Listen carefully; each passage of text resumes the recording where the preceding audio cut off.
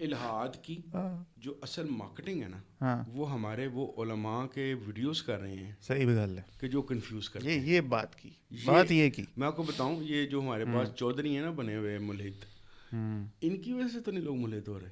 ایسے ہی لوگ ملحد ہو رہے ہیں مولویوں کی وجہ سے, کلرجی کی وجہ سے. اس لیے کلیئر رہیں کہ دو بندے ایٹ اے ٹائم ایک چیز کی خواہش کر سکتے ہیں, تو ان دو میں سے کسی ایک کی دعا یا خواہش پوری ہونی ہے. نہیں, یہ تو اللہ تعالیٰ کا بیٹر ہے. آپ کو کیا ٹینشن ہے, وہ جیسے مرضی مینیج کرے, وہ اللہ تعالیٰ کے پاس اختیار ہے, وہ سب کی کسی نہ کسی طریقے مان سکتا ہے. اسے کسی اور کمپنی میں جاب مل جائے گی. کہ ہم اپنی بہت ساری جو سا لٹریچر ہے مان لیں کہ کمپرومائزڈ ہے, مان لیں. یہ بڑے ہمت حوصلے کی بات ہے. ہمت حوصلے کی بات تو ہے, لیکن اگر یہ انہوں نے نہ مانی, سیاست تھا.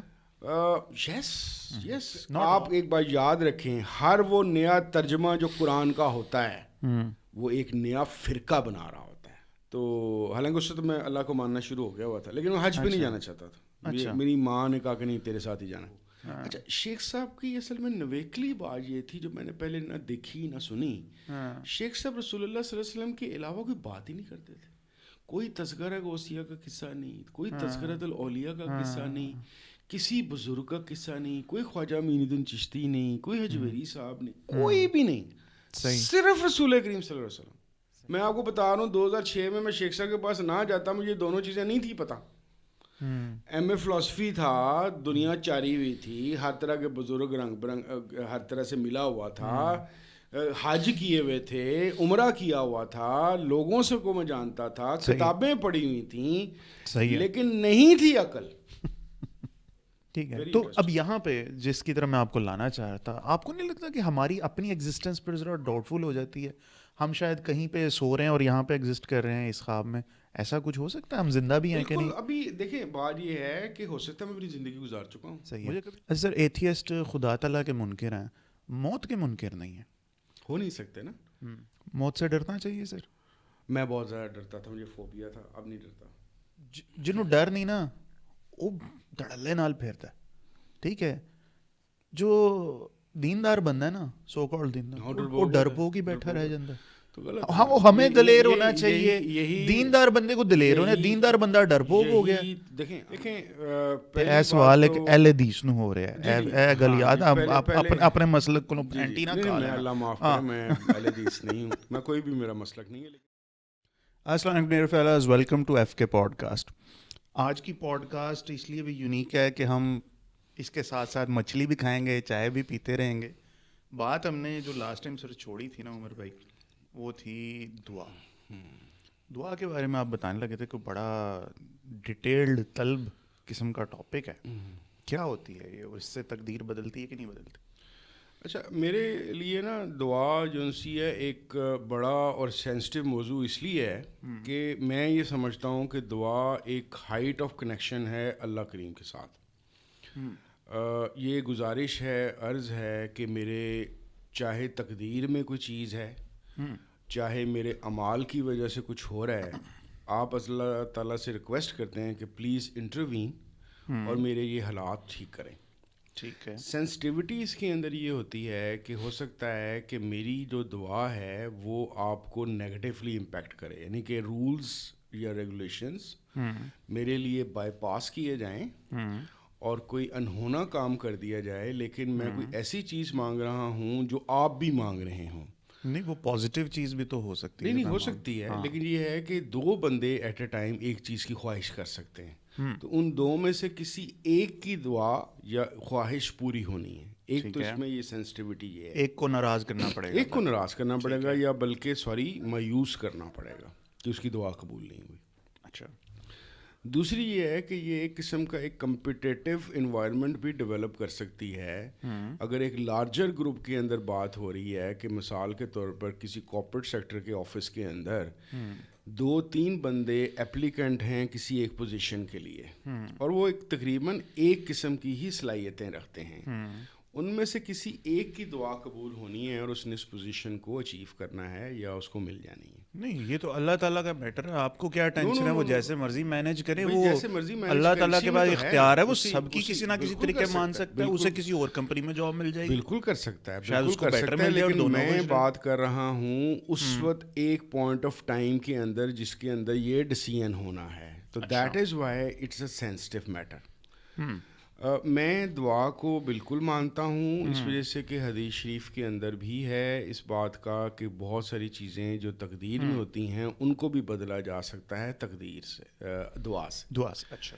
لیکن میں نے آبزرو کیا ہے پچھلے کافی سالوں کے اندر کہ یہ جو ایک اتنا خوبصورت اور اچھا عمل ہے دعا کا, جو اللہ تعالیٰ سے کنیکٹیوٹی بھی کرا رہا ہے, لاڈ بھی کرا رہا ہے اور رحم کی اپیل بھی کر رہا ہے اور چیزوں کو چینج کرانے کی بھی ریکویسٹ کر رہا ہے, یہ جو بے شمار دعا سینٹرز یا استخارہ سینٹر کھل چکے ہیں, اس کی وجہ سے شاید ایسا ہونا شروع ہو گیا ہے کہ لوگوں نے پرسنل ایفرٹ یا سیکولر ایفرٹس کو پیچھے کر کے صرف دعاؤں پہ ہی تکیہ کرنا شروع کر دیا.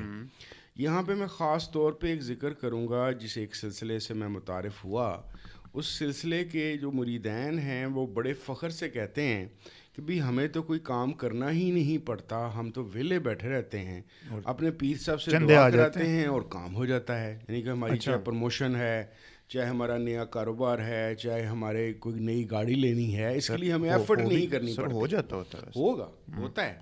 لیکن اس کا ایک نیگیٹو یا ڈارک سائڈ اس کی یہ ہے کہ اگر اس طرح کے مائنڈ سیٹ کے لوگ زیادہ سے زیادہ معاشرے میں ڈیولپ ہو جائیں جو صرف کسی کی دعا کے اوپر ڈپینڈنٹ ہو جائیں گے, تو اس کا مطلب یہ ہے کہ ان کی جو پرسنل ایفرٹ ہے, یا قرآن نے جو ایک اصول دیا ہے لیس الانسان الا ما سعی, کہ انسان کو وہی کچھ ملتا ہے جس کی وہ کوشش کرتا ہے, تو اس طرح کی دعا کی انڈرسٹینڈنگ کی وجہ سے جو کوشش کا پارٹ ہے یا جو ایفرٹ کا پارٹ ہے, جو ایک اسٹرائیو کرنا ہے یا ایک ہارڈ ورک کرنا ہے, لوگ اس سے آہستہ آہستہ دور ہو جاتے ہیں.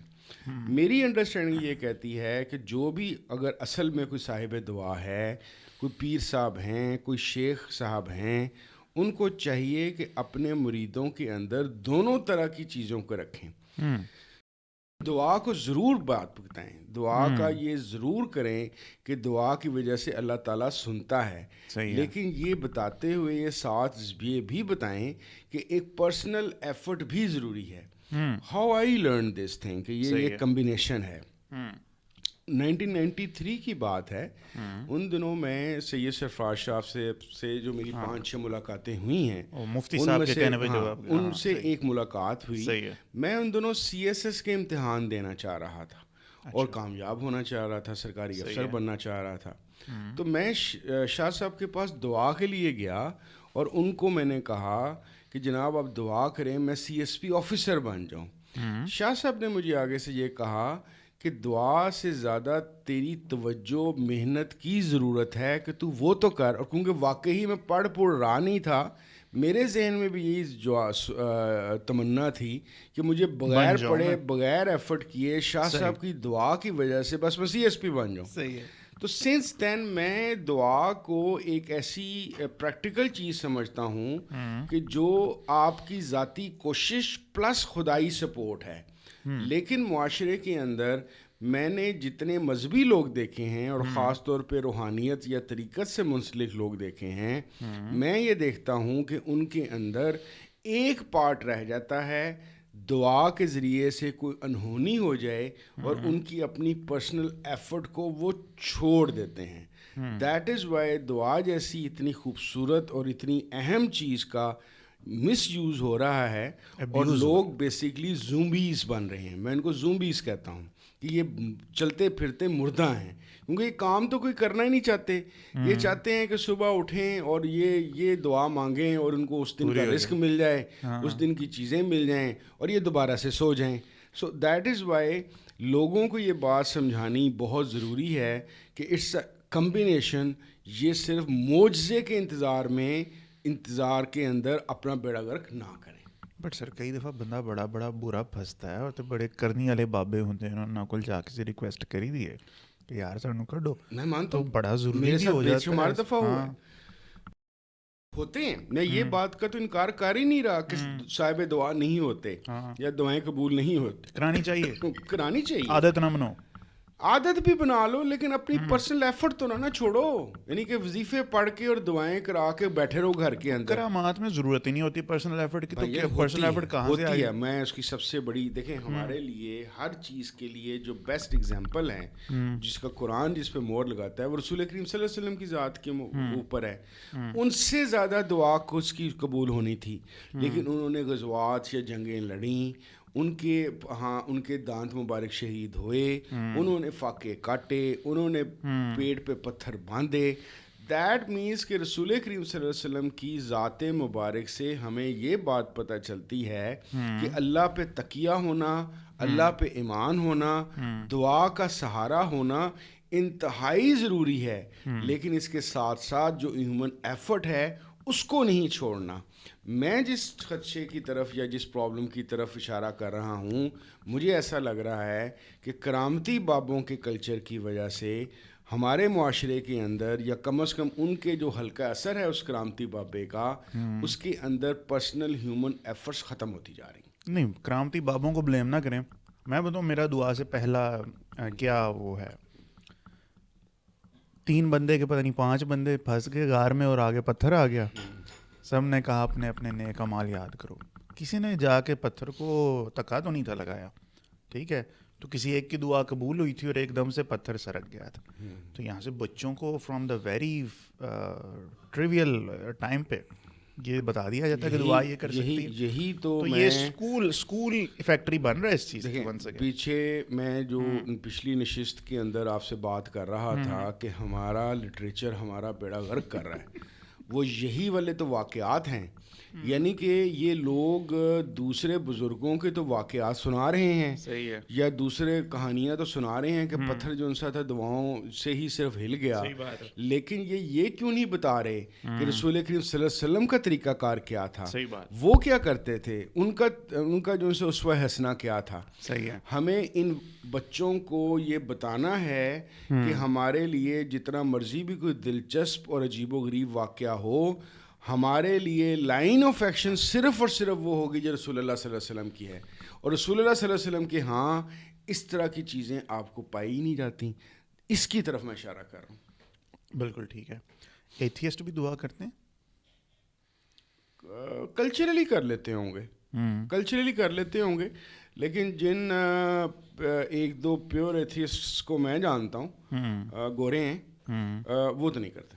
اچھا, یہ میں نے تو یہ دیکھا ہے سناتن دھرم والے بھی جو ہے نا, وہ کہتے ہیں کہ اگر آپ کسی خدا کو نہیں بھی مانتے نا, پھر بھی آپ ہندو ہیں, پھر بھی آپ یہ ساری کی ساری جو ہے نا پریکٹسز کر سکتے ہیں. یہ بھی ایک عجیب طرح کے ایتھیسٹ ہے. سنا کبھی آپ نے؟ دیکھیں, ایک تو پہلی بات تو یہ ہے کہ ہندوؤں میں جو ناستک کا کنسیپٹ ہے نا, ہاں ناستک, وہ یہ چیز سیم نہیں ہے, بہت پرانا ہے. اچھا, کہ تقریباً اندازہ یہ ہے کہ جو ہندو دھرم ہے, جس کو سناتن بھی کہتے ہیں کہ ہمیشہ سے, اصل تو سناتن دھرم 5 سے 6 ہزار سال پرانا ہے. ٹھیک ہے. اسی 5000 سال پہلے ناستک بھی موجود تھے. یعنی کہ اسی دور کے اندر, اور آپ کی اطلاع کے لیے عرض ہے, شاید آپ کو پتہ ہی ہو کہ ہندوؤں کا جو آغاز ہے وہ توحید پہ ہے, یونی گاڈ پہ ہے. بعد میں آئے ہیں یہ سارے اتنے زیادہ گاڈس. تو اس زمانے کے اندر بھی ناستک موجود تھے. اسمال جی والے گاڈز ہیں یہ ابھی بھی, ہاں وہ والے گاڈز. وہ جو ناستک ہیں وہ ہمیشہ سے موجود تھے, اور وہ اس زمانے میں بھی, پرانے زمانے میں بھی ایسے بے شمار لوگ تھے کہ جن کے خیال کے مطابق خدا یا خدائی طاقتیں وجود نہیں رکھتی.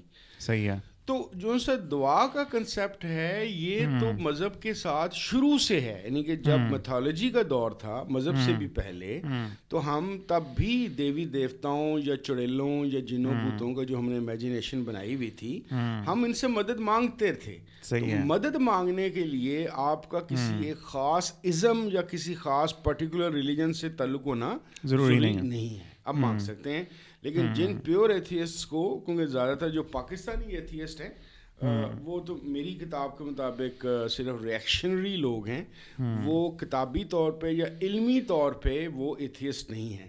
تو 1-2 گورے ہیں جن کو میں مانتا ہوں کہ ہاں بھائی یہ ہیں پیور ایتھیسٹ. وہ دعا یا انہونی، کیونکہ دعا کیا ہے انہونی، تو انہونی کا ان کا چکر ہی کوئی نہیں ہے کہ وہ اس طرح کی بات سوچیں بھی نہیں. مانگنا تو دور کی بات ہے، وہ سوچتے بھی نہیں. صحیح ہے، ٹھیک ہو گیا.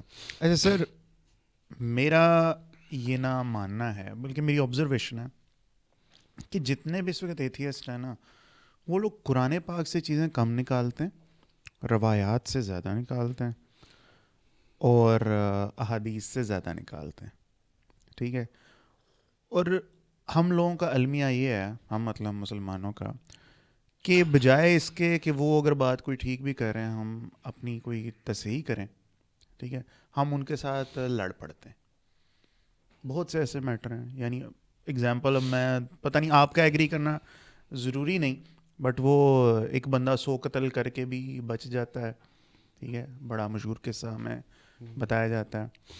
پھر ہم عائشہ کی ایج کا بھی ایک بہت زیادہ وہ اٹھاتے ہیں. ہم میں یہ نہیں کہہ رہا کہ ٹھیک ہے کہ غلط ہے، مگر ہم اس چیز کو بالکل بریوز امکان کر دیتے ہیں کہ یہ روایت چلو ہم ایک دفعہ دیکھ ہی لیں، کیونکہ ہمارے یہاں ابھی multiple school of thought exist کرتے ہیں کہ کیا ایج تھی ان کی، کیا نہیں. کیونکہ سب سے بڑا ہتھیار ان کا آج آگے کچھ نہیں، ہم عائشہ کی ایج پکڑ کے وہ بیٹھ جاتے ہیں. ڈونٹ یو تھنک سر کہ ہمیں بھی حدیثوں پہ اتنا زیادہ 100% ریلائی نہیں کرنا چاہیے؟ دیکھیں، اے سوال ایک اہل حدیث نو ہو رہا ہے، اے گل یاد اپنے مسلک کو اینٹی نہ کھا لینا. میں اللہ معاف کرے، میں اہل حدیث نہیں ہوں، میں کوئی بھی میرا مسلک نہیں ہے، لیکن ہاں ہر ایک کی کوئی نہ کوئی بریلویوں کی، دیوبندیوں کی، اہل حدیث کی میں کوئی نہ کوئی بات تھوڑی تھوڑی پسند کرتا ہوں، جو مجھے صحیح لگتی ہے میں پسند کرتا ہوں. پہلی بات تو یہ ہے کہ ہم نے اپنی پچھلی نشست میں یہی تو رویا تھا کہ بعض روایات اور قصے ایسے ہیں کہ جو ہمارے لیے اب ایک ایشو کی صورت میں کھڑے ہو گئے. اور وہی آپ کی والی بات کہ ہمارا ڈھیٹ پن یہ ہے کہ ہم ان روایات یا ان قصے کہانیوں کو ریوائز کرنے یا اس کی تحقیق کرنے پہ تیار نہیں ہیں. ہم ڈھیٹ ہو کے کہ مثال کے طور پہ جس طرح میں نے چپٹی زمین والا واقعہ بتایا کہ وہ ایک بہت بڑی شخصیت ہیں، نہایت قابل احترام ہیں. اب مسئلہ سارا کا سارا یہ ہے کہ ہر مرید نے اپنا ایک فرض سمجھا ہوا ہے کہ وہ اپنے پیر یا شیخ کی اوت بات کو بھی جسٹیفائی کرے. ٹھیک ہے، تو یہ ایک جو فالوورز ہوتے ہیں ان کی سب سے بڑی ٹریجڈی یہ ہے. دو نمبر ایک تو انہوں نے تحقیق نہیں کرنی. نمبر 2، ان کے شیخ یا پیر نے اگر ایک بات کہہ دی ہے تو نعوذ باللہ استغفار وہ اس کو نبی رسول پیغمبر کا درجہ دیتے ہیں کہ جس طریقے سے نبی رسول پیغمبر معصوم ہوتا ہے اور غلطی نہیں کر سکتا، ہمارا شیخ یا ہمارا پیر بھی غلطی نہیں کر سکتا. تو پہلی بات تو میں نے آپ کو سامنے یہ پریزنٹ کی کہ ایسا ہوتا کیوں ہے. ہونے کی وجہ یہ ہے تحقیق نہ ہونا یا اس کے اوپر من مانی کرنا کہ یہ بات غلط نہیں ہو سکتی. جی ہماری فلانی کتاب میں فلانے بزرگ نے لکھا ہوا ہے تو ہم اس کو رد نہیں کریں گے. دیکھیں جہاں تک یہ ایتھیسٹ کا مسئلہ ہے نا، جو آپ نے بات کی کہ قرآن سے کم اور احادیث سے زیادہ وہ چیزیں لے کر آتے ہیں، معذرت سے میں اس سے تھوڑا اختلاف کرتا ہوں. اچھا، میں جن ایتھیسٹس کو جانتا ہوں اور خاص طور پہ جو بیرون پاکستان رہنے والے نان پاکستانی ایتھیسٹ ہیں، آپ کی اطلاع کے لیے عرض ہے کہ وہ قرآن کریم کے متعلق ویسے ہی خیالات رکھتے ہیں جیسے ہمارے یہاں بائبل کے متعلق ہیں کہ اس میں تحریف ہوئی ہے، یہ پتہ نہیں خود ہی لکھی ہوئی کتاب ہے. تو دیٹ مینس کہ وہ بہت ساری، آپ اگر تھوڑی ریسرچ کریں گے تو آپ کو قرآن کی بہت ساری آیات کے متعلق ریفرنسز مل جائیں گے ان کے، جس کے مطابق قرآن کی یہ آیات کبھی بھی الوہی نہیں ہو سکتی، یہ انسان کی لکھی ہوئی ہیں. فلانا واقعہ فلانی جگہ سے لیا گیا، فلانا واقعہ فلانی جگہ سے لیا گیا اور اس کو اکٹھا کر دیا گیا. تو پہلی تو بات یہ ذہن میں رکھیے کہ وہ صرف احادیث کی روایات کا مسئلہ نہیں ہے، قرآن کا بھی ہے. یعنی کہ دیٹ مینس کہ تینوں موضوعات، قرآن کا، احادیث کا اور دوسرے بزرگوں کی کہانیاں، یہ تینوں کے اندر ایسی چیزیں موجود ہیں کہ کوئی بھی بندہ جب اپنے تہیہ کر لے، منمانی کر لے کہ میں نے اس کے اندر سے خرابیاں نکالنی ہیں تو وہ نکال لے گا. بالکل ٹھیک ہے. ہاں احادیث کا مسئلہ یہ ہے، جیسے مجھے یاد ہے جب میں سول سروس کی جس طرح میں بتا رہا تھا کہ میں تیاری کر رہا تھا ایک دفعہ، تو میرے پاس اسلامک ہسٹری تھی، تو میرا جو پہلا تعارف احادیث کے اس موضوع کے اوپر ہوا کہ یہ کچھ اور ہو سکتا ہے، وہ میں نے قائد اعظم لائبریری میں ایک کتاب پڑھی جس میں لکھا ہوا تھا کہ ایرانیوں کے اندر، ارلی اسلام کے اندر یہ مشہور تھا کہ جو ایرانی بھی اسلام قبول کر لے گا وہ اہل بیت میں سے ہو جائے گا۔ میں اس کو پڑھ کے پریشان ہو گیا، اور میرا پہلا وہ میرے اوپر ضرب پڑی کہ جس کے اندر کہ میں نے یہ سوچا کہ اچھا اس طرح کی حدیث بھی بن سکتی ہیں۔ پھر مجھے ریسنٹ پاسٹ کے اندر آپ نے شاید ایک ٹرم سنی ہو، جاری حدیث۔ جاری حدیث یہ ہوتی ہے کہ صوفیوں کا ماننا یہ ہوتا ہے کہ اب بھی ان کا رسول کریم صلی اللہ علیہ وسلم سے تعلق واسطہ ہے، رابطہ ہے، نہ صرف کہ وہ ان کو دیکھ سکتے ہیں بلکہ ان سے گفتگو بھی کر سکتے ہیں۔ تو ان کا یہ بعض لوگوں کا ماننا ہے کہ کیونکہ ہم بھی رسول اللہ صلی اللہ علیہ وسلم کو دیکھ رہے ہیں تو ہم بھی صحابی ہیں، یہ میں نے خود سنا ہوا ہے، اور اگر وہ ہم سے کلام کر رہے ہیں تو وہ بھی حدیث ہے۔ پھر ایک جگہ کا مجھے اتفاق ہوا کہ ایک وہاں پہ باشندہ نکلا اس ایک خانقاہی نظام کے اندر، اس نے دھڑا دھڑ حدیثیں مینز کے رسول اللہ صلی اللہ علیہ وسلم کے ساتھ اس کی کرنٹ حالات میں جو انٹریکشن تھی اس کے متعلق واقعات بتانے شروع کر دیے دھڑا دھڑ، یعنی کہ وہ روزانہ کوئی نہ کوئی ایک لمبی چوڑی حدیث یا ایسا واقعہ لے آتا کہ رسول اللہ صلی اللہ علیہ وسلم نے ہمیں یہ کہا ہے، ہمیں یہ کہا ہے، مجھے یہ کہا ہے، اور وہ بات پھر پورے اجتماع کے اندر بتائی جاتی کہ جناب یہ ایسا ہوا ہے۔ کم از کم 2 سال تک وہ بندہ یہ حرکتیں کرتا رہا۔ صحیح ہے۔ 2 سال بعد پتہ چلا کہ وہ جھوٹ بول رہا تھا۔ مزیدار بات یہ ہے کہ 2 سال کسی نے بات ہی نہیں کی۔ تو دیٹ مینس کہ حدیث کو لوگ آسان ہدف سمجھتے ہیں، کیونکہ اس کے اندر تقسیم ہے صحیح حدیث کی بھی اور ضعیف حدیث کی بھی۔ تو دیٹ از وائی جو بھی ایتھیسٹ ہوگا، سیمی ہوگا یا جو پیور ہوگا، وہ حدیث کو ترن والا سمجھے گا، کیونکہ صوفی کلچر کی وجہ سے یہ جو پوائنٹ میں نے آپ کو بتایا ہے کہ ان کے خیال میں ابھی بھی رسول اللہ سے رابطہ ہے اور بات چیت جاری ہے، تو نہ صرف کہ صحائح ستہ کی بعض جو اسی کتابوں کے اندر روایات ہیں وہ اس کو کویشچن کرتے ہیں، بلکہ اس کلچر کی وجہ سے بھی وہ اس طرح سے کرتے ہیں۔ حل اس کا صرف ایک ہی ہے، اگر ہم پہلی بات تو یہ ہے کہ ہم اپنی بہت ساری جو سا لٹریچر ہے مان لیں کہ کمپرومائزڈ ہے، مان لیں۔ یہ بڑے ہمت حوصلے کی حوصلے کی بات تو ہے، لیکن اگر یہ انہوں نے نہ مانی، انکلوڈنگ سیاست تھا، yes not all but selection of some, دیکھیں بات یہ ہے کہ میں یہاں پہ ذکر کرنا چاہوں گا ڈاکٹر خضر یاسین کا، وہ کہ میں ان کی موسٹ آف دی تھاٹس سے ایگری نہیں کرتا، لیکن وہ ایک بات بڑی زبردست کرتے ہیں۔ دیکھیں جو احادیث ہیں صحائح ستہ کے اندر، اس کی نگیشن ڈائریکٹ رسول کریم صلی اللہ علیہ وسلم کی بات کی نگیشن نہیں ہے۔ کیوں؟ کسی حدیث کے جو راوی ہیں وہ 10 ہیں، کسی کے 17 ہیں، کسی کے 22 ہیں، کہ قال رسول اللہ والی جن سی بات ہے کہ انہوں نے اس سے سنا، اس سے سنا، اس نے سنا، اس نے سنا۔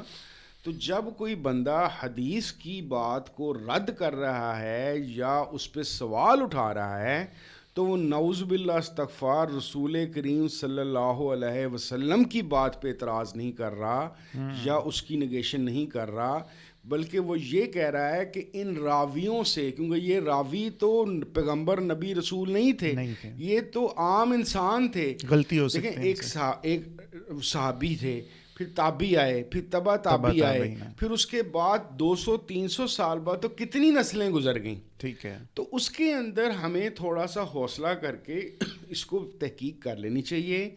کیوں؟ اگر ہم نے یہ تحقیق نہ کی، ابھی تو آپ کو تھوڑا سا ایتھیسٹ کا یہ کلچر ملنا شروع ہوا ہے، یہ آہستہ آہستہ آپ کی بہت بڑی آبادی، جو میں نے پچھلی نشستوں میں بھی کہا، وہ اس طرف جائے گی، اور اگر آپ نے خود سے اپنی کریکشنز نہ کی تو آپ کا ستیہ ناش پھرے گا، اور آپ خود سے لوگوں کو اپنے ہاتھ سے ملحد بنا رہے ہوں گے۔ جیسے آپ نے اما عائشہ رضی اللہ تعالیٰ عنہا کا ذکر کیا، میں ذاتی طور پہ، کیونکہ میں تو تحقیق کرتا ہوں، میں جو ان سے کیا صاحب تھے یار جو ابھی پاکستان آئے ہوئے تھے احمد دیداد کے, نہیں وہ ذاکر ناگ جی, میں اصل میں ان کے پوائنٹ آف ویو سے اما عائشہ رضی اللہ تعالیٰ عنہ کی ایج کو مانتا ہوں.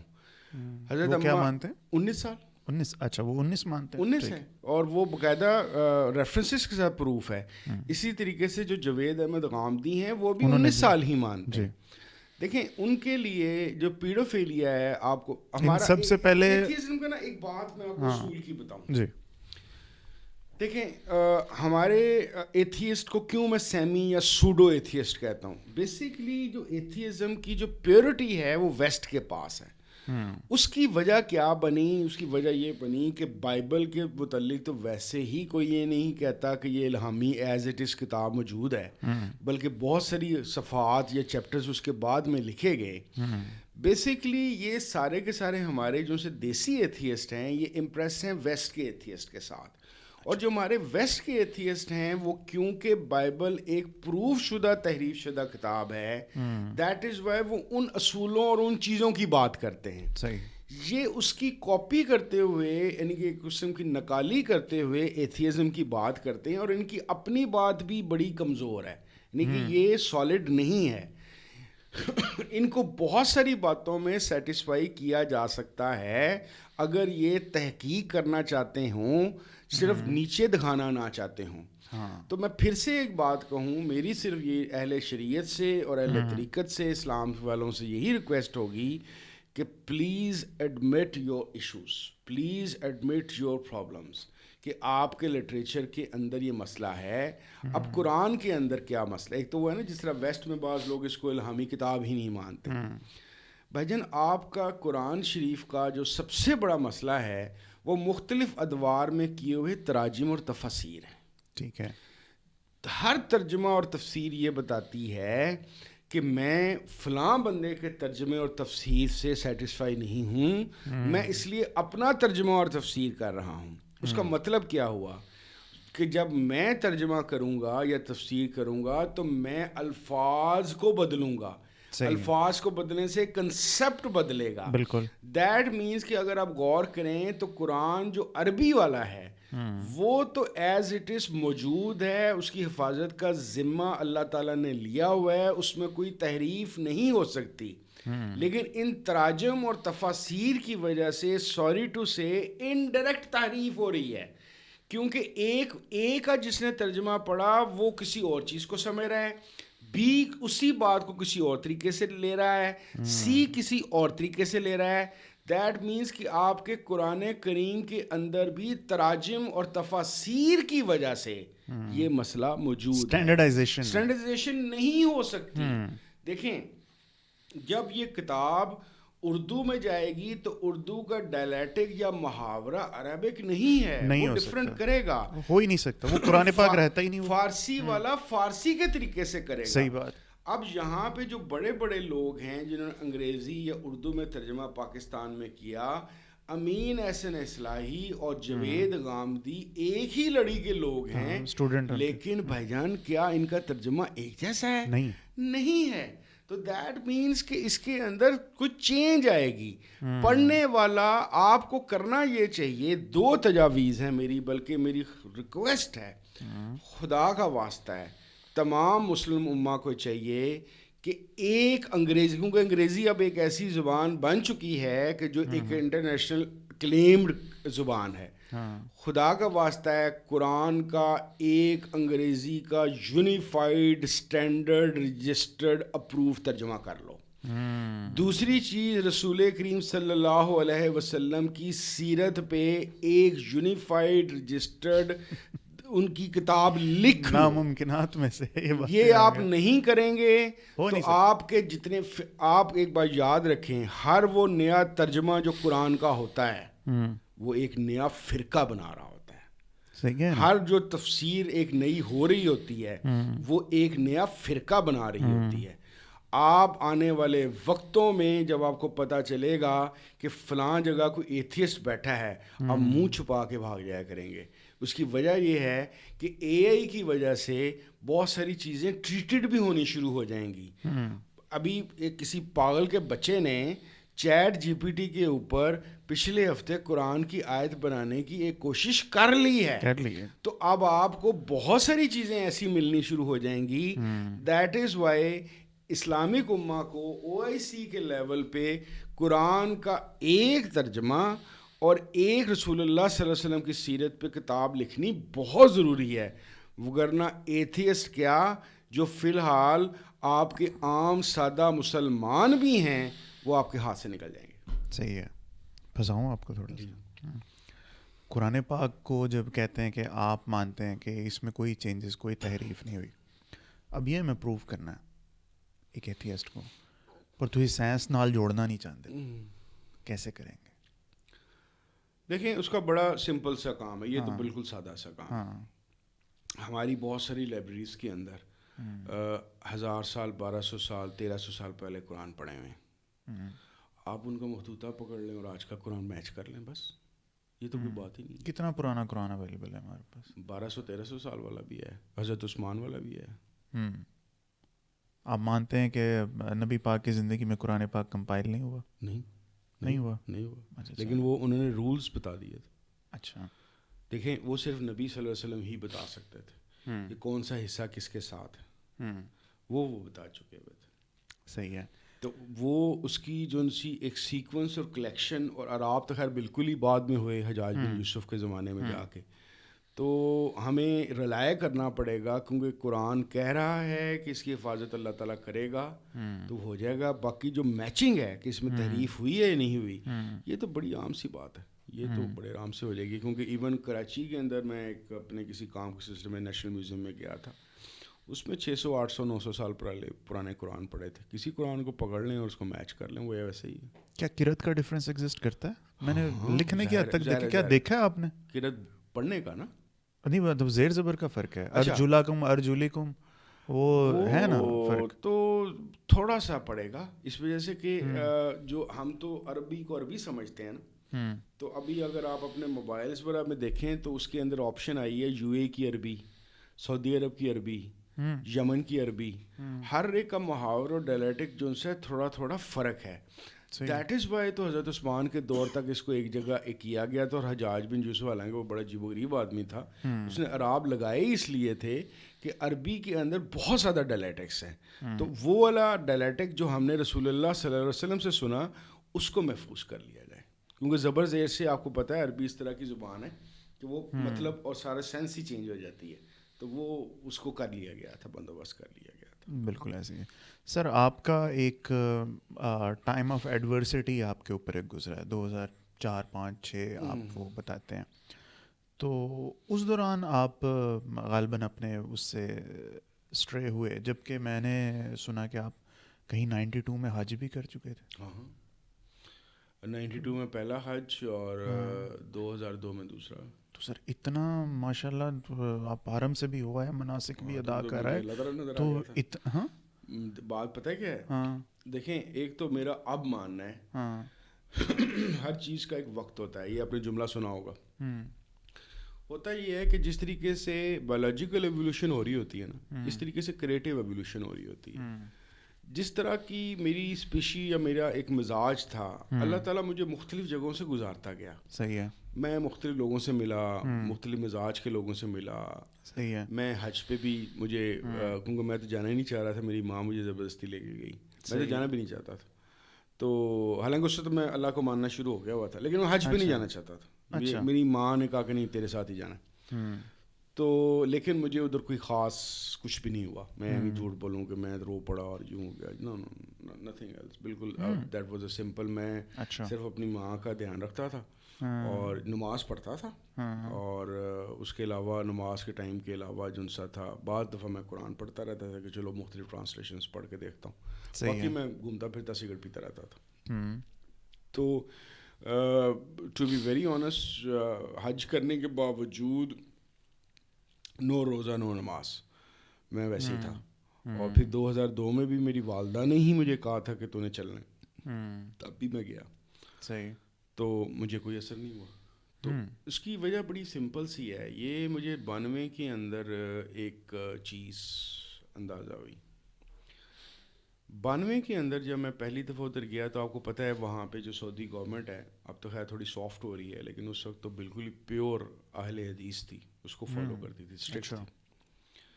تو میں نے وہاں پہ ایک دن سوچا کہ یار دیکھو یہ جو خانہ کعبہ ہے یہ اللہ تعالیٰ کی سب سے سیکرٹ جگہ ہے پورے کرۂ زمین پہ, تو یہاں پہ وہابی ہیں.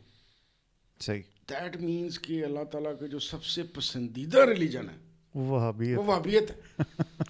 اچھا میں کوئی 3-4 دن یہ بات نا بڑی پکی ہے, بڑی لاجک آئی ہے میرے ذہن میں کہ یار اللہ تعالیٰ کو پسند تھا تو ان کو مقرر کیا ہوا نے. 5 دن میں بیٹھا ہوا تھا, میں نے سوچا کہ یار اس کعبے میں تو 360 بت بھی تھے, تو وہ بھی اللہ کو پسند تھے. تو میں نے مجھے یہ سمجھ آئی کہ خانہ کعبہ کا انتظام ہونا یا نہ ہونا یہ اس بات کی نشانی نہیں ہے کہ اللہ تعالیٰ کو کیا پسند ہے. دوسری تھاٹ میرے ذہن میں تب آئی, یہ حج بھی ہو رہا تھا سارا کچھ میرے ساتھ, کہ کسی خاص خلیے یا خاص ریلیجن کی بھی یہ کوئی نشانی یا گارنٹی نہیں ہے کہ اللہ تعالیٰ کو یہی پسند ہے. اللہ تعالیٰ کو کچھ اور پسند ہوگا. تب کیا ہے مجھے نہیں سمجھ آئی, وہ اگلے 20-25 سالوں میں ابھی بھی ڈھونڈتا رہتا ہوں کہ کیا پسند ہے. تو مجھے وہ جو ان سے ہوتا ہے نا کہ جی دل کی حالت بدل گئی. ہوئے کچھ میرے ساتھ عجیب سے واقعات, یعنی کہ 92 کے اندر, کیونکہ تب تک میں اللہ کو مان چکا ہوا تھا کہ ہوتا ہے, کیسے مانا مجھے نہیں پتا, بس بیٹھے بیٹھے مان گیا تھا. تو 92 کے اندر میں نے اپنی کتاب میں بھی ذکر کیا ہوا ہے کہ مجھے ایک صاحب ملے تھے مدینہ شریف میں, مسجد نبی صلی اللہ علیہ وسلم میں. تو میں کیونکہ یاری دوستی والا بندہ تھا اور اداس تھا اپنے دوستوں کے بغیر, میں ہر وقت تو 24 گھنٹے ان کے ساتھ رہتا تھا, تو میں چپ کر کے بیٹھا ہوتا تو ایک صاحب میرے پاس ہے. خیر وہ ایک لمبا قصہ ہے, اینڈ اس کا یہ ہے کہ انہوں نے مجھے کہا کہ تم نے اللہ تک پہنچنا ہے. تو شوق تھا مجھے, کسی مذہبی یا جنت شنت کا کوئی چکر نہیں تھا, ویسے ہی میں ایکسپلور کرنا چاہتا تھا. میں نے کہا ہاں. تو انہوں نے مجھے کہا کہ اللہ تعالیٰ رسول اللہ صلی اللہ علیہ وسلم کے بغیر نہیں ملتے, تمہیں پہلے ان تک جانا پڑے گا اور وہ تمہیں لے کے جائیں گے. تو اس طرح کے واقعات ہوئے میرے ساتھ, لیکن میرے پہ جسے کہتے ہیں نا ماہیت قلب ہونا یا کوئی عادتوں میں کوئی فرق پڑنا بالکل نہیں. لیکن میں واپس آ کے 1992 میں بھی فارغ تھا اور 2002 کے بعد بھی میں فارغ تھا. تو میں نہیں سمجھتا کہ جب تک اللہ کی مرضی نہ ہو یا آپ اس رائٹ ڈائریکشن میں ایفرٹ نہ کر رہے ہوں تو مکہ مدینہ جا کے کوئی فرق نہیں پڑتا اگر آپ کی دل پہ مور لگی ہو. تو میرے خیال کے مطابق میرے دل پہ مور ہی لگی ہوئی تھی اس وقت, تو that is why there was no اثرات. ٹھیک ہے. تو آپ کو بعد میں آپ کے شیخ صاحب نے کہا کہ یہ آرڈر سیدھا کرو. نہیں, وہ پہلے مجھے 92 میں کسی بندے نے کہہ دیا نا, وہ تو کہہ دیا جب آپ کے شیخ صاحب نے جب آپ کو بعد میں سمجھ جب یہ بات آئی آپ کو. ہاں, ان کا اصل میں مسئلہ یہ تھا جو جتنی بھی پرابلمز ہم نے ڈسکس کی ہیں نا, قصے کہانیاں کتابیں یہ وہ, اچھا شیخ صاحب کی اصل میں نویکلی بات یہ تھی جو میں نے پہلے نہ دیکھی نہ سنی. شیخ صاحب رسول اللہ صلی اللہ علیہ وسلم کے علاوہ کوئی بات ہی نہیں کرتے تھے. کوئی تذکرہ غوثیہ کا قصہ نہیں, کوئی تذکرۃ الاولیاء کا قصہ نہیں, کسی بزرگ کا قصہ نہیں, کوئی خواجہ معین الدین چشتی نہیں, کوئی حجویری صاحب نہیں, کوئی بھی نہیں, صرف رسول کریم صلی اللہ علیہ وسلم. صحیح ہے. یعنی کہ I got first time in my life جو بندہ کسی قصے کہانیاں سنا ہی نہیں رہا. آپ کو مزیدار بات بتاؤں, شیخ صاحب نے شاید ایک دفعہ 19 سال میں کوئی جنت یا دوزخ کا ذکر کیا ہو یا قبر کا کیا ہو, وہ تو اس کا بھی نہیں کرتے تھے. اچھا, وہ صرف اور صرف ایک ہی چیز پہ فوکس تھا ان کا, اور اسی پہ ہمارا فوکس کی بات کرتے تھے, بس رسول اللہ صلی اللہ علیہ وسلم سے جڑنا ہے, رسول اللہ صلی اللہ علیہ وسلم سے جڑنا ہے, ان کی بات ماننی ہے, ان کی اسوہ سنہ میں چلنا ہے, اس کی محبت. سو دیٹ از وائی جو فرق تھا تمام جگہوں جہاں جہاں میں گیا اور جو میں نے سوچا اور کیا, تو بیسکلی 2 باتیں ہوئیں. ایک تو یہ بات کہ شیخ صاحب رسول اللہ صلی اللہ علیہ وسلم کے علاوہ کوئی بات ہی نہیں کرتے. دوسرا مجھے شیخ صاحب اچھے لگنے لگ پڑے بہت زیادہ, کیونکہ نہ وہ مجھے گناہ گار کہتے تھے نہ وہ مجھے برا کہتے تھے. نہیں کہ میں اس زمانے میں ظاہر ہے جو میرا کرائسس ہے اس کی وجہ سے میرے پہ قرضے چڑھے ہوئے تھے, لوگ میرے پیچھے تھے, گالیاں مجھے ماں بہن کی ننگی نکال رہے تھے. تو شیخ صاحب مجھ سے بڑا پیار کرتے تھے. تو شیخ صاحب نے مجھے کھانے کھلانے, جفیاں ڈالنی, منہ متھا, جو میں کہتا تھا یار یہ بس بندہ ٹھیک ہے. تو آئی فال ان لو تو بہت بڑا ورڈ ہے. آئی اسٹارٹیڈ ٹو لائک ہم سو مچ. صحیح ہے. سو انہوں نے, میں بیسکلی شیخ صاحب کو دیکھتا دیکھتا نماز پڑھنی شروع ہو گیا. ان کو دیکھتے دیکھتے میں نے داڑھی رکھ لی, ان کو دیکھتے دیکھتے میں نے وظیفے پڑھ لیے. لیکن ان تمام چیزوں کا مقصد جس کی وجہ سے میں شیخ صاحب کو سب سے بڑا آدمی سمجھتا ہوں میری زندگی کا, یار شیخ صاحب اپنے سے زیادہ رسول اللہ سے جوڑتے تھے. یہ وہ وصف ہے جو میں نے کسی معذرت سے, ہوں گے ایسے لوگ, میں نعوذ باللہ یہ نہیں کہہ رہا کہ ہوگا کوئی نہیں, ہو سکتا ہو, یار مجھے میری 53 سال کی عمر میں نا ایسا کوئی نہیں ملا جو اتنا سیلف لیس ہو. یعنی کہ اب یہ سوچیں کہ شیخ صاحب میری زندگی میں آنے والے وہ واحد بزرگ ہیں کہ جب ان کا نام آئے گا رسول اللہ کا ساتھ آئے گا. یہ بات آپ جتنے مرضی پیروں کو اور اسکالرس کو ڈھونڈ لیں, آپ کو یہ وصف کسی اور کے ساتھ نہیں ملنا. یعنی کہ شیخ صاحب نے دروشی پہ لگایا صلی اللہ علیہ وسلم, تو یہ ہو ہی نہیں سکتا کہ ہم شیخ صاحب کا ذکر کریں اور رسول اللہ کا نہ کریں. یہ ہوتا ہے بزرگ کہ جو اپنے صرف گرویدہ نہ بنا لے, اپنے تک غلامی میں نہ رکھ لے, جوڑ دے رسول اللہ صلی اللہ علیہ وسلم کے ساتھ. اور پھر میری دنیاوی زندگی میں وہی دعا والی. لیکن شیخ صاحب نے تو مجھے, یعنی کہ پہلی جو ملاقات ہے شیخ صاحب کی تو وہ 1 to 1 ہے. تو شیخ صاحب نے مجھے کہا کہ تو اس طرح سے الفاظ تھے کہ مفہوم تھا کہ تو انسان نہیں بنتا. تو میں سن رہا تھا, تو انہوں نے کہا کہ تو نا پیسہ جو ان سا ہے مانگتا رہتا ہے, اور ہونا چاہیے لیکن نیک اور صالح بندے کے پاس ہونا چاہیے تاکہ وہ اللہ تعالیٰ کے مخلوق کے کام آئے. اور تیرے پاس پیسہ آ گیا تو بڑا انہوں نے مجھے سخت لہجے میں کہا کہ تو یہ پتہ نا تو کیا کیا کرے گا. تو فوراً میرے ذہن میں وہ یاشیاں آ گئی جو میں نے سوچی, نہیں کچھ کی بھی ہوئی تھیں, تو کچھ مزید کرنی تھی. تو میں نے ایک دم ڈرتے ہوئے شیخ صاحب سے کہا, شیخ صاحب آپ میرے لیے دعا کریں. تو شیخ صاحب نے آگے سے مجھے پتہ کیا کہا, اچھا میں دعا کروں تو کچھ نہ کریں. دیٹ کلیئرڈ مائی مائنڈ کہ یار یہ بندہ ہے جو دعا کو نشے کی طرح نہیں پلا رہا. وہ کہہ رہے دعا میں کروں گا, اور وہ تھے صاحب دعا, خدا کی قسم وہ صاحب دعا تھے. پردہ کر کے, ہاں جی, لاسٹ ایئر. اچھا, لیکن صاحب دعا ہونے کے ساتھ یار مجھے تو بڑی میری کلاسیں ہوئی ہیں انسان کے بچوں کی طرح.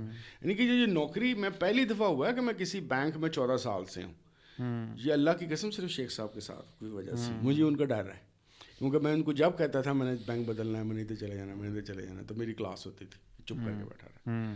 تو میری تو جو پریکٹیکل لائف ہے ہی چینجڈ اٹ. یہ ہوتا ہے بزرگ. نہیں کہ میری جو ڈیفینیشن آف بزرگ ہے نا وہ شیخ صاحب. اور ایک لیکن میں معذرت سے ایک بات بتاؤں جی, تاکہ آپ کو کل کو دھچکا نہ لگے جی, یہ تھاٹس شیخ صاحب کے ہر مرید میں نہیں ہے. ہو سکتا ہے نہیں, اس میں دھچکے والی کیا بات ہے, ایک ہی ٹیچر ہے وہ پڑھاتا ہے, کسی کا اے گریڈ آتا ہے, وہ فیل ہو جاتا ہے. شیخ صاحب کو بھائیان میرے جیسا ٹھیٹھ آدمی جو ابھی بھی دن میں کوئی ایک دفعہ ایتھیزم کی طرف جاتا ہے, 2 دفعہ گنوسٹزم کی طرف جاتا ہے, اس کو شیخ صاحب نے پکڑا ہے. وگرنہ میں نے کسی کو پکڑا ہی نہیں دی بھائی جان. بڑے بڑی اچھی جگہوں پہ گیا, میں بڑا لکی آدمی ہوں, I got many good people, but I was very چلاک. آئی واز ویری چلاک. میرے پاس وہ جہاں سے بات شروع ہوئی ایتھیزم کی, میرے پاس ریبٹل تھا ہر ایک بات کا.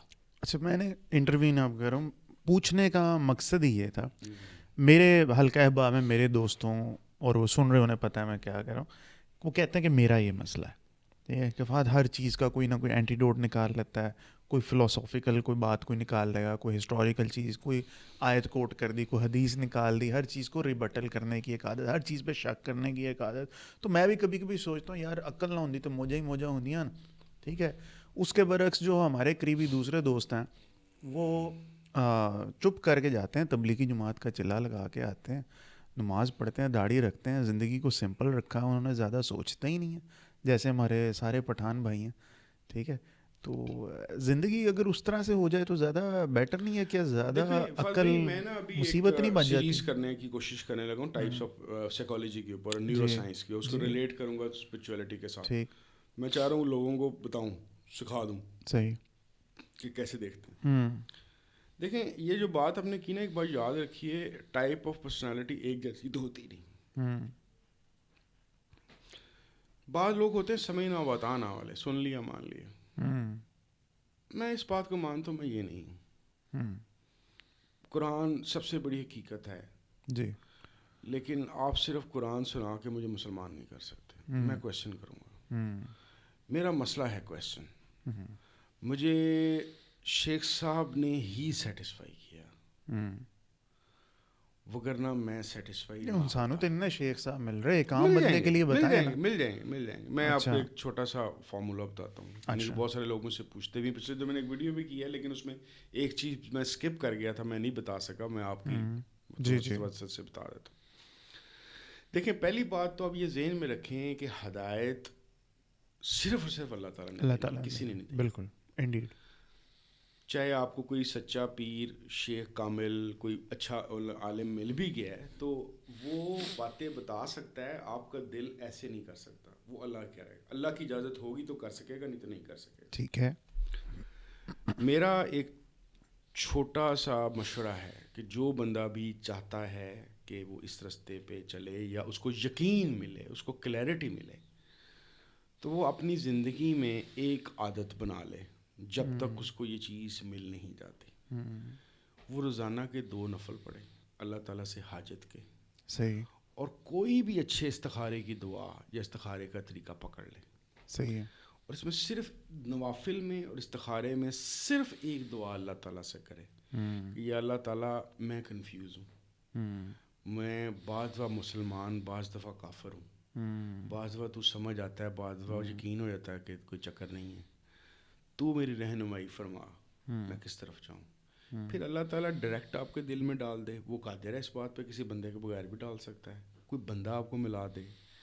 میرے خیال کے مطابق بہت دیر بھی لگے گی نا، اگر آپ نے سچائی سے یہ 2 نفل استخارے کی ہے تو مہینہ لگے گا. ویسے یہ ہفتے میں آ جائے گا. آپ لوگ استخارہ وہ سونے والا استخارہ سمجھ رہے ہوں گے، خواب والا استخارہ کر لیں.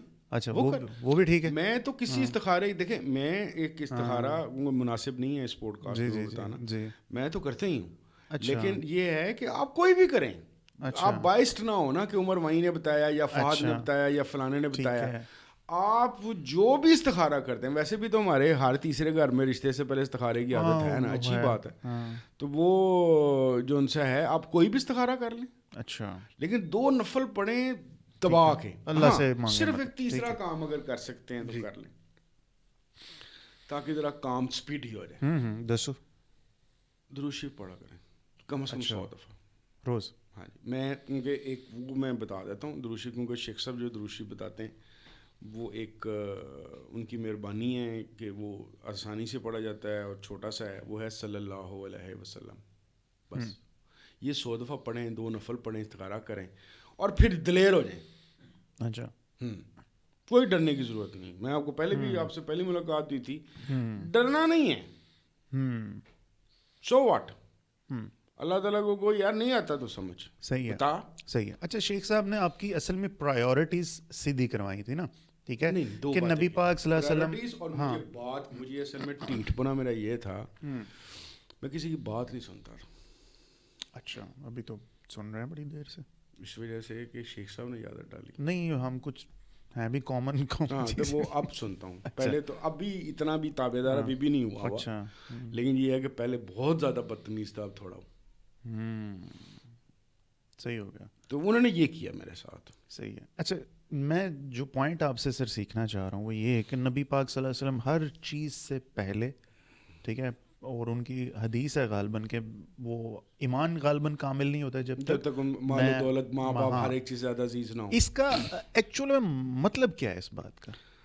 اس کا مطلب یہ ہے، یہ ہم لوگ کہہ دیتے ہیں اور بعض لوگ بڑے فخر سے کہہ رہے ہوتے ہیں میرے ماں باپ پہ قربان، حالانکہ ان سے ایک دن کی تنہا قربان. مطلب کسی سے بھی پوچھو نا سوری ون سے کہ نمبر 1 پہ کون؟ اللہ تعالیٰ. نمبر 2 پہ نبی پاک ہی ہیں، صبح صحابہ ہی ہیں. یہ ہمارا یہی ایک آرڈر چلتا ہے. آرڈر چلتا ہے، لیکن بات یہ ہوتی ہے جس کو اس طریقے سے میں لیتا ہوں شیخ صاحب کے حوالے سے ہی، کہ جب میں نیا نیا گیا تو مجھے 4 مہینے میرے حالات ٹھیک نہیں ہوئے تھے.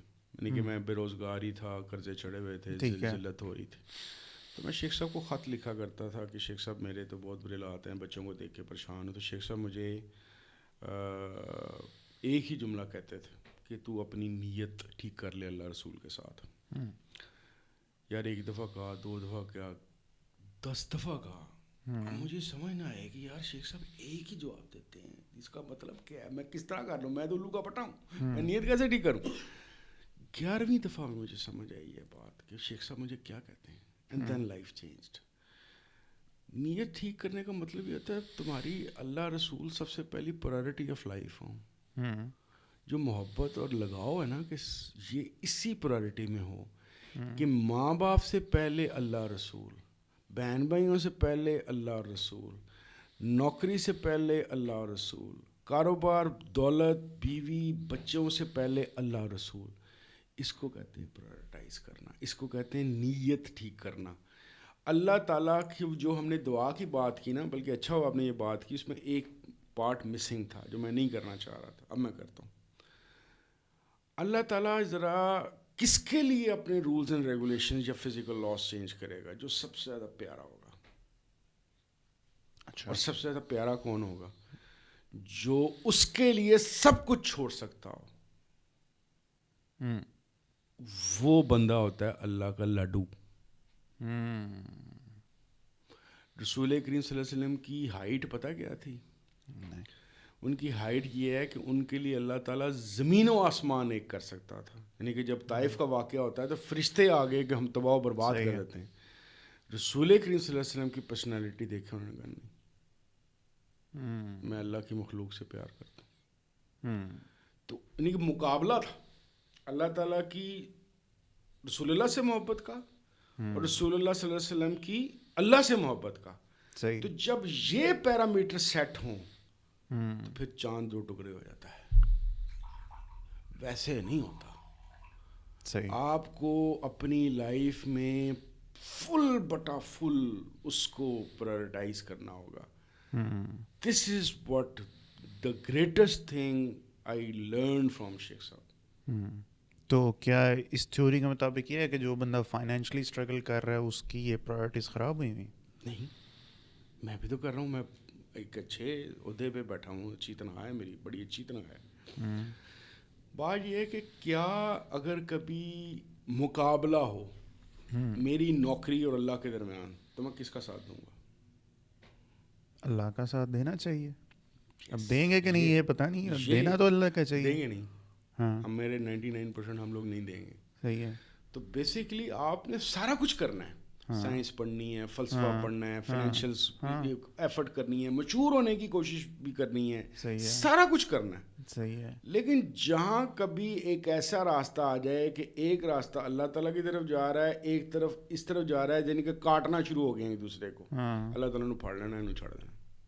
اللہ تعالیٰ کے راستے پہ چلنے والے لوگ بیچارے اتنے قسم پرسی میں رہ رہے ہوتے ہیں، اتنی اسٹرگل میں رہ رہے ہوتے ہیں. میں خدا پاک کی قسم نہیں، میں کہہ رہا ہوں وہ کیوں ہیں قسم پرسی میں، کیوں ہیں بھائی؟ نہ ان کو اللہ کا پتہ ہے نہ ایفرٹ کا پتہ ہے. میں آپ کو بتا رہا ہوں 2006 میں میں شیخ صاحب کے پاس نہ جاتا، مجھے دونوں چیزیں نہیں تھی پتہ. ایم اے فلاسفی تھا، دنیا چاری ہوئی تھی، ہر طرح کے بزرگ رنگ برنگ ہر طرح سے ملا ہوا تھا، حج کیے ہوئے تھے، عمرہ کیا ہوا تھا، لوگوں سے کو میں جانتا تھا، کتابیں پڑھی ہوئی تھیں، لیکن نہیں تھی عقل کہ یار یہ پروڈکٹ. میں نے آپ کو بتایا نا، میں نے شیخ صاحب کو 11 دفعہ خط لکھا، اتنا اوت دماغ تھا کہ 11ویں دفعہ میں سمجھ آئی کہ کیا کہہ رہے ہیں. یعنی کہ تقریباً 11 خط، کم از کم 1 مہینہ تو لگا ہوگا نا. ان کا بھی حوصلہ ہے، وہ ایک ہی چیز ایک ہی بات بار بار چیز میں لکھتا. نہیں، اس سے میری بڑی دفعہ کلاس ہوئی ہے شیخ صاحب سے. کیونکہ نا بعض لوگ شیخ صاحب سے ایک جو ادب ہوتا ہے ایک دفعہ دعا کا کہتے ہیں، میں روز کہتا. مجھے ذہن میں جو آ جاتا تھا نا کہ یہ مجھے چاہیے، میں پیچھے پڑ جاتا تھا، مجھے چاہیے مجھے چاہیے. اور بلکہ میری کلاس بھی ہوتی تھی، پھر بھی میں باز نہیں آتا تھا کہ میں کہتا تھا نہیں یہ مل کو نہیں رہا. صحیح. ملحدوں کے منہ لگنا چاہیے، کوئی حرج نہیں. اس وجہ سے مجھے ریکویسٹ آتی رہتی ڈسکشن کی، ڈیبیٹ کی ڈسکشن کی آتی رہتی. کر لینا چاہیے. دیکھیں لیکن ڈونٹ یو تھنک اس سے ان کی پبلسٹی اور ہو جائے گی، 4 اور بندے جاننے لگ جائیں گے. دیکھو اصل میں تو پبلسٹی ملحدین سانو بھی تو ڈر ہوتا ہے نا، مینوں بھی پھڑ کے نہ لے جان، اے بھی تو ڈر نہیں. کچھ نہیں ہوتا. دیکھیں الہاد کی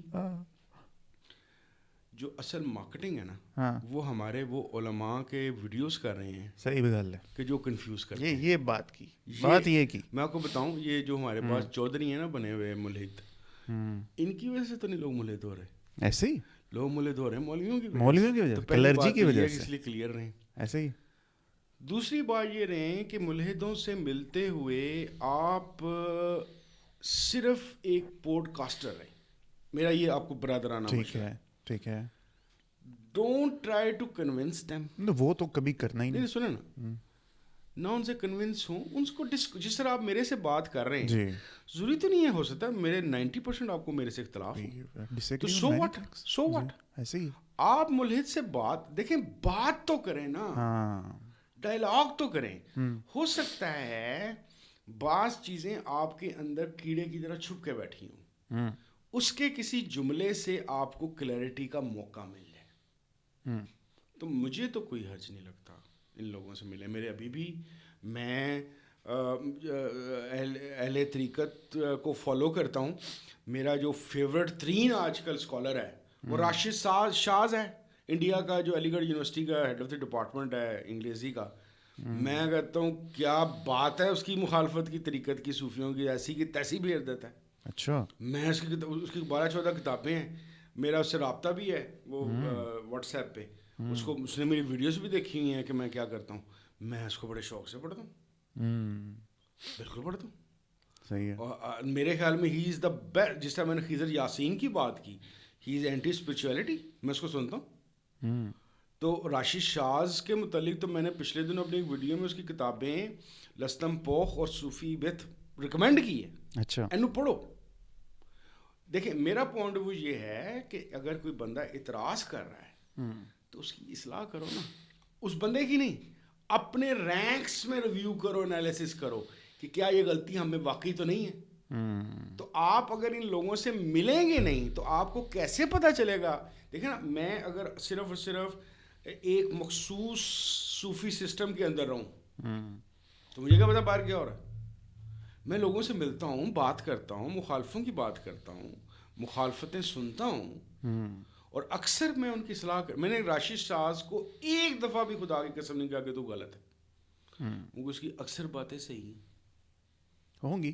اب سر بات ایسے کہ ہم نا, ظاہر ہے ہمارے ایک ریلیجیس سینٹیمنٹس ہیں ہمارے سب فگرز کے ساتھ, نبی پاک کے ساتھ, صحابہ کرام کے ساتھ. ہمارے لیے تو کوئی یہ بھی کہہ دے نا تمہارا محمد, تو ہم تو اتنے پہ ہی اوفینڈ ہو جاتے ہیں. ٹھیک ہے, اب ان پہ تو لازم نہیں ہے سب کرنا, ٹھیک ہے, یہ بدتمیزی بھی کرتے ہیں, یہ سب ہوتا ہے. اس چیز کو کیسے انسان میرے خیال میں ہینڈل کرے؟ فاضل بھائی جتنا میں آپ کو جانتا ہوں, یو کین کنٹرول بدتمیزی. جی وہ تو ٹھیک ہے. نمبر 1 ہاں جی, ایک تو بدتمیزی کنٹرول کریں.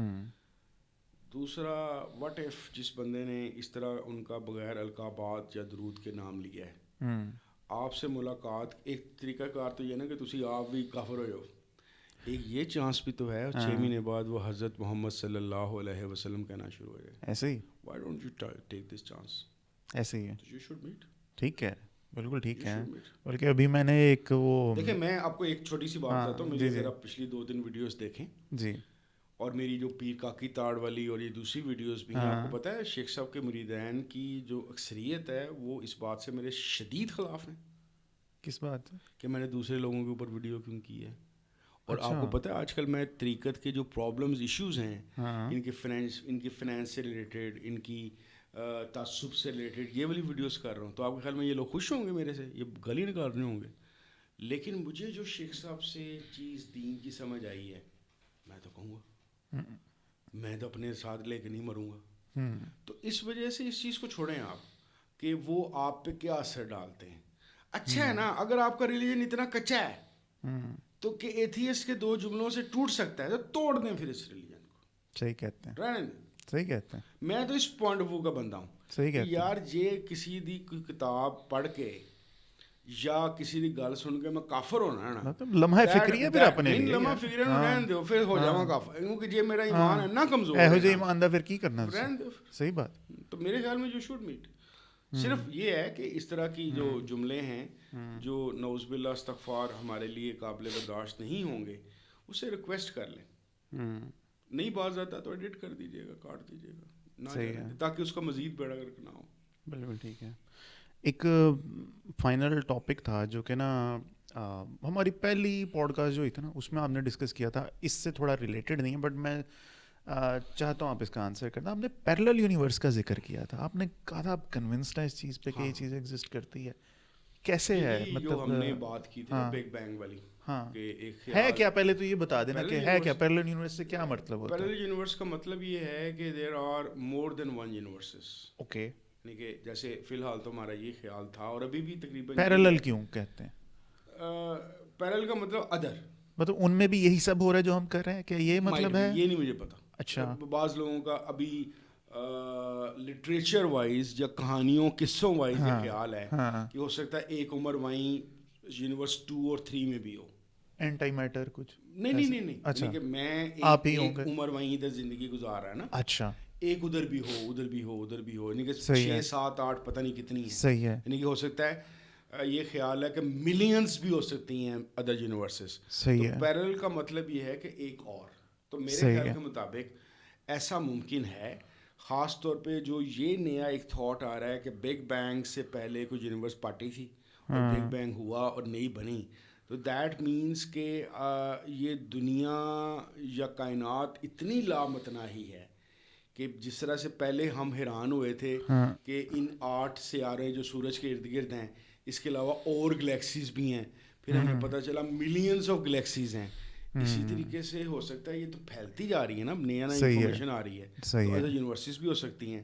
تو ادر یونیورسز ہو سکتی ہیں. تو میرا ایک کہانی کار یا افسانہ پسند کرنے والے انسان کے ذریعے کی وجہ سے یہ ایک انٹرسٹ ہے, ہو سکتا ہے وہاں پہ بھی زندگی ہو, وہاں پہ بھی کچھ چل رہا ہو. مطلب اب ہائپوتھیٹیکلی, یعنی ہائپوتھیٹیکلی نہیں, this is fiction at the moment, this is a fiction. ہاں, اگر ہو پھر تو یہ انبیاء بھی وہاں پہ گزرے ہوں گے اور یہ سارا کچھ پھر ہوا ہوگا, سارا پرسپیکٹو چینج ہو سکتا ہے نا. کیونکہ دیکھیں نا, جو کیا یہ جو 7 آسمان 7 زمین والی بات ہے, یہ وہی چیز ہے سورہ طلاق والی؟ اچھا, دیکھیں نا, جیسے رسول اللہ صلی اللہ علیہ وسلم کو کہا گیا رحمت للعالمین, تو ہو سکتا ہے عالمین سم آف آل, یہی آتا ہے میرے ذہن میں, ہاں, سب عالموں کے لیے. تو یہ دس is a very interesting topic. ٹھیک ہے, تو اب یہاں پہ جس کی طرح میں آپ کو لانا چاہ رہا تھا, آپ کو نہیں لگتا کہ ہماری اپنی ایگزسٹنس پر ذرا ڈاؤٹ فل ہو جاتی ہے؟ ہم شاید کہیں پہ سو رہے ہیں اور یہاں پہ ایگزسٹ کر رہے ہیں اس خواب میں, ایسا کچھ ہو سکتا ہے؟ ہم زندہ بھی ہیں کہ نہیں؟ ابھی دیکھیں, بات یہ ہے کہ ہو سکتا ہے میں اپنی زندگی گزار چکا ہوں. مجھے کبھی کبھی لگتا ہے شاید ہم برزخ میں ہی سو رہے ہیں اور یہاں پہ زندہ ہیں. برزخ والا کنسیپٹ تو سوری مجھے پہلے نہیں پڑھا ابھی تک, میں اس کو رد نہیں کر رہا, لیکن مجھے سمجھ نہیں آتا, مجھے نہیں آتا وہ یہ برزخ کا کنسیپٹ. تو میرا وہ موضوع اس وجہ سے نہیں ہے کہ مجھے پلے نہیں پڑتا کہ یہ کیا چیز ہے, کیونکہ ہائبرنیشن میرے خیال میں کائنات میں ہے ہی نہیں. It's always active, it's always active. Even جب ہم ماں کے پیٹ میں بھی ہوتے ہیں تو ہم کچھ نہ کچھ کر رہے ہوتے ہیں, ہل جل رہے ہوتے ہیں, یہ کر رہے ہوتے ہیں, وہ کر رہے ہوتے ہیں. تو یہ جو ڈیڈ سیمی ڈیڈ پوزیشن ہے انسان کی برزخ میں جو پیش کرتے ہیں علماء, یہ مجھے سمجھ نہیں آتی. یہ سیمی ڈیڈ نہیں, سلیپنگ کی طرح ہی ہے نا, نہیں آتی مجھے سمجھ. جیسے سو جاتا ہے انسان, سلیپنگ کے اندر آپ کو پتہ ہے, نہیں رات کو آپ سوتے ہو, صبح اٹھتے ہو, ٹائم کا بہت کچھ ہو رہا ہوتا ہے نا برین کے اندر, جب خواب آتے ہیں. اچھا, ری ارینج اپنے آپ کو کرتا ہے, اپنی کیا پتہ برزخ میں بھی خواب آئیں, کیا پتہ. میں بتایا نا کہ یہ ڈاؤٹ فل ہے. میں کوشش کرتا ہوں کہ میں اس موضوع پہ بات سے اپنے آپ کو روکوں. نہیں, ہم ظاہر ہے سر, نہ آپ عالم دین ہے نہ کچھ ہے, ہم تو اپنی کنفیوژنز کچھ ڈسکس کر رہے ہیں, شاید ہمیں کمنٹ میں کو بتانے آ جائے. جس طرح حور ہے نا, اس طرح برزخ ہے, مجھے نہیں پتا برزخ ہے. میں اس کے متعلق ایسا کچھ جانتا نہیں کہ جس پہ میں کوئی ٹیواں ماروں. آپ کو بھی قبر کے عذاب پہ ڈاؤٹ شاؤٹ ہوتا ہے؟ ہوتا ہے نا. اب ایسا کچھ نہیں, باڈی تو میرے خیال میں نہیں ہے وہاں پہ. باڈی تو ایگزیکٹلی نہیں ہے, باڈی تو وہ مطلب جنوں شیر کھا گیا ਉਹਦੀ ਕਿਹੜੀ قبر ہے, ٹھیک ہے, ਜਿਹੜਾ جہاز ਦੇ ਧਮਾਕੇ ਚ مار گیا ਉਹਦੀ ਕਿਹੜੀ قبر ہے, ہاں, اس کو کچھ سزا وزا مل سکتی ہے, لیکن مجھے پتہ نہیں کیوں لگتا ہے ملے گی کیوں. عمر صاحب ملے گی کیوں؟ دیکھیں نا, ابھی ہم تھوڑی دیر آپ کو بتا رہا ہوں نا, مجھے تو اللہ تعالیٰ نا بہت رحم دل لگتا ہے. نہیں رحم دل ہو, ایک ویسے ہے, کوشچن چھوڑ کے جا رہا ہوں کہ ابھی تو میزان لگا نہیں, اس تو پہلے ہی ہر وقت میزان ہے. نہیں ابھی دیکھیں نا, ابھی میں ابھی اگر خدا نخواستہ پردہ کر جائیں آپ یا میں کوئی, تو گناہ جاریہ بھی چل رہا ہے, صدقہ جاریہ بھی چل رہا ہے آپ کا, ٹھیک ہے, اینڈ پہ جا کے کیا پتہ نیکیاں بچ جائیں اور ہم بچ جائیں, تو ہاں یہی تو, اس سے پہلے ہمیں حوالات میں بند کرنے کا لاجک ہے. حوالات کون سے برزخ؟ برزخ انورٹڈ کوماز میں حوالات کا میں اسی لیے تو کہہ رہا ہوں کہ برزخ is a very confused concept for me. میں یہ کہہ رہا ہوں کہ برزخ کنسیپٹ ہے, کنفیوز آئیڈیا ہے, مجھے بالکل اس کی سمجھ نہیں آتی. قرآن پاک میں ملا یہ قبر کا عذاب؟ نہیں. فرعون کے لیے کچھ ہے, عام انسان کے لیے وہ قبر کا عذاب نہیں ہے, وہ تو پانی اور سمندر کے اس کا ایک قصہ ہے, وہ عذاب نہیں ہے. محفوظ کرنے والی بات ہے اس کی باڈی کو, جو واقعی محفوظ ہے, پڑی ہوئی ہے. صحیح ہے. اچھا سر, ایتھیسٹ خدا تعالیٰ کے منکر ہیں, موت کے منکر نہیں ہیں؟ ہو نہیں سکتے نا, اس وجہ سے کہ ایک چیز پریکٹیکلی جو نظر آتی ہے, ظاہر ہے ایتھیسٹ کے بھی ماں باپ, بہن بھائی, رشتہ دار ہوتے ہیں, وہ بھی جنازے دیکھتے ہیں. صحیح ہے. تو وہ تو ایک بڑی لاجیکل سی بات ہے, کیسے ہو سکتے ہیں منکر. تو ایتھیسٹ کے قریب ڈیتھ کی ڈیفینیشن کیا ہے؟ And of life. وہ تو آپ نے ٹرانسلیشن کر دی. نہیں, اینڈ آف ایوری تھنگ نا, شٹ ڈاؤن. مطلب اس کے بعد وہ نہیں ایکسپیکٹ کر رہے کہ نہیں کچھ بھی نہیں, شٹ ڈاؤن, پاسبلٹی بھی نہیں. Shut down, shut down, total shut down. Shut down. جو انٹلیکچوئل اس کی لیگیسی ہے وہ زندہ رہے گی. اچھا. جس طرح یہ جتنے بھی لوگ مر گئے بڑے سائنٹسٹ یا فلاسفر جو نہیں خدا کو مانتے تھے, ان کی انٹلیکچوئل لیگیسی, یعنی کہ ایرسٹوٹل پتہ نہیں, وہ تو خیر دیوی دیوتاؤں کو مانتا تھا, لیکن یہ ہے کہ وہ زندہ ہے. اسٹیفن ہاکنگ نہیں مانتا تھا, لیکن وہ انٹلیکچولی تو زندہ ہے اور زندہ رہے گا, کیونکہ اس کا اتنی بڑی کنٹریبیوشن ہے. تو وہ otherwise it's a shut down, یعنی کہ نیرا ہو جانا ہے بس. صحیح ہے. آپ کو لگتا ہے پائلٹ پروجیکٹ آگے کوئی بڑا پروجیکٹ ویٹ کر رہا ہے ہمارا موت کے بعد؟ 100%. جنت کے بھی آگے کچھ ہو سکتا ہے. جنت کا تو مجھے پتہ نہیں ہے. نہیں, وٹ ایور, اب اس کی ڈسکرپشن نہیں ہے, کچھ نہ کچھ ہے. ہم وی ول ناٹ بی لاسٹ. لیکن نا ہم نے بات کی مالیکیول کا سفر چل رہا ہے, یہ چلتا رہے, یہ رکنے کا سین تو نہیں لگتا. اس کے بعد کچھ اور ہی, وی ول ناٹ بی لاسٹ. کسی نئے ٹیسٹ میں پڑھ سکتے ہیں, ٹیسٹ کہہ لیں, کوئی نئی اسائنمنٹ کہہ لیں, کوئی نئی ایکٹیویٹی کہہ لیں, لیکن مجھے ابھی تک تو بڑا یقین ہے کہ it will continue, life will be continued. موت سے ڈرنا چاہیے سر؟ میں بہت زیادہ ڈرتا تھا, مجھے فوبیا تھا, اب نہیں ڈرتا. کیا یہ اتنی جیسے تکلیف دہ ہمارے کلرجی میں لوگ بتاتے ہیں کہ وہ پتہ نہیں کیڑا آ کے رندا پھیرن کے ساڑھے ناخن سے پکڑ کے ایسے کھینچیں گے, اور پھر وہ مثال دیتے ہیں کہ وہ خاردار کے اوپر ململ کا کپڑا. بار بار یہی کہوں گا کیونکہ ان چیزوں نے نا سر, پتہ کیا بڑا مروایا ہمیں, ان چیزوں نے نا پتہ کیا کیا سر سوریٹو سے, کہ جنہوں ڈر نہیں نا وہ دھڑلے نال پھیرتا ہے. ٹھیک ہے, جو دیندار بندہ ہے نا, سو کالڈ دیندار, وہ ڈرپوک ہی بیٹھا رہ جاتا ہے. ہاں, وہ ہمیں دلیر ہونا چاہیے, دیندار بندے کو دلیر ہونا, دیندار بندہ ڈرپوک ہو گیا.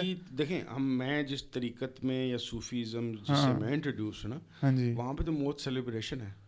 صحیح ہے, نعمت ہے نا, نعمت ہے. You are going out, you will be knowing more things about universe and Allah Kareem. صحیح بات ہے, دیٹ از اے بلیسنگ. صحیح بات ہے. اللہ تعالیٰ آپ کو بھی سر اس مرحلے سے آسانی سے گزار دے, ہمیں بھی آسانی سے گزار دے. کو فائنل میسج ہمارے سبسکرائبر کے لیے؟ بس سر یہی ہے, میری ایک ہی ریکویسٹ ہوگی کہ ہم لوگوں کو صرف کافر یا ملحد قرار دے کے ریجیکٹ نہ کریں, بلکہ ان کی باتوں کا اپنے رینکس میں انالیسس کریں کہ کیا واقعی کچھ ایسی چیزیں تو نہیں ہیں جس کو متعلق تحقیق اور کریکشن کی ضرورت ہے. یہ میری ریکویسٹ ہوگی کہ اہل شریعت اور اہل طریقت دونوں اپنے لٹریچر اور کنسیپٹس اور تھاٹ کو ضرور ریویو کریں. انشاءاللہ تعالیٰ اللہ تعالیٰ خیر کا معاملہ کرے گا. زبردست جی, بہت اعلیٰ. دیکھیے جب بھی میں عمر بھائی سے آ کے ملتا ہوں نا, مجھے اس کے 2 فائدے ہوتے ہیں, بلکہ 3 فائدے ہوتے ہیں. ایک تو کچھ اچھا کھانے کو مل جاتا ہے, ٹھیک ہے. دوسرا علم میں بہت اضافہ ہوتا ہے.